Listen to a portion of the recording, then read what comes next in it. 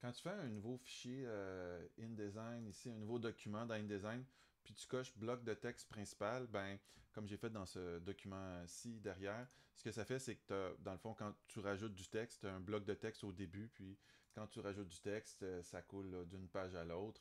C'est super pratique quand on a un long texte, mais à un moment donné, on est tanné parce que si on rajoute du texte, si on rétrécit les blocs de texte, ben, ça rajoute des pages.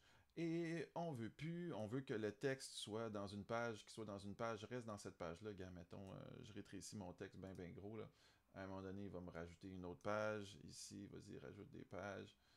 Tu sais, gars, il a rajouté une page ici. J'aime pas ça. Je me dis, gars, c'est fini, là. Je veux plus que mes blocs de texte soient comme chaînés. Puis la théorie que je vais vous montrer, c'est la même affaire. C'est deux, trois blocs de texte qui sont chaînés. Puis t'es correct, t'es content avec ça, mais tu veux juste que ça arrête là. Puis que le texte qui est là, reste où il est.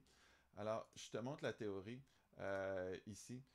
Tu t'en vas dans Fenêtre, tu t'en vas chercher utilitaire, tu prends script, et là, tu as dans application, JavaScript, ça c'est les designs plus récents, I believe.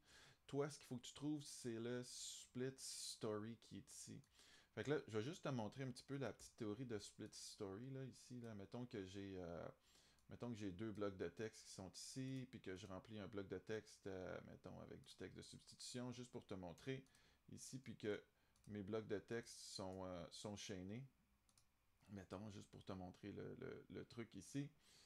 Ben, si mon texte est plus petit, n'est-ce pas, le texte qui sort de là va chaîner dans ce bloc de texte-là. Alors, si je prends ces deux blocs de texte hein, et que je clique sur Split Story, POUM! Ce que ça fait, c'est que dans le fond, les blocs de texte ne sont plus chaînés, mais non seulement ils sont plus chaînés, mais le texte qui est dans le bloc reste dans le bloc où est-ce qu'il était. C'est pratique. Tu as fini ta mise en page, le texte qui est dans le bloc reste dans le bloc où est-ce qu'il est. Ça, on a compris ça. Maintenant, si, admettons, dans le cas d'une page ici où est-ce que j'ai plusieurs pages, il y a comme un petit tricks. Ici, je vous montre. Il faut comme aller sur la dernière page, puis sélectionner le bloc de texte qui est ici, avec ma flèche noire. Puis après ça, je sélectionne toutes les pages. Donc, admettons que j'ai commencé avec le bloc de texte principal, là, puis que je veux tout défusionner ça. Je veux plus que le texte soit fusionné d'une page à l'autre. Faut que j'aille sélectionner en premier avec ma flèche noire. Je sélectionne toutes les pages avec majuscule et je double-clique sur Split Story. Boom. Du coup, c'est fini. Là. Il n'y a plus de. Il y a plus les blocs de texte ne sont plus figés, ne sont plus chaînés d'une page à l'autre. Pour preuve, gars, je rétrécis celle-là, j'ai un petit plus à côté, puis that's it, that's all.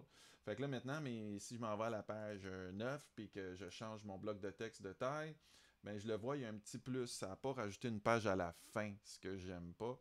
Fait que c'est comme ça qu'on déchaîne des blocs chaînés.